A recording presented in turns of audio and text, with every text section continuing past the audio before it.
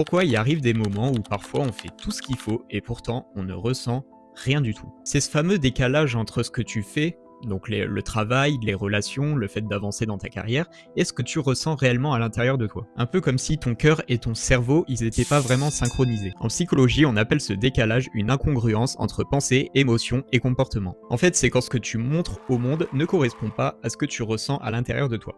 Et ça, ton cerveau, il sait très bien. En gros, ton esprit est un peu comme une bande sonore silencieuse pendant que ton corps joue sur la scène. Tu peux sourire, mais ressentir qu'à l'intérieur, il n'y a rien.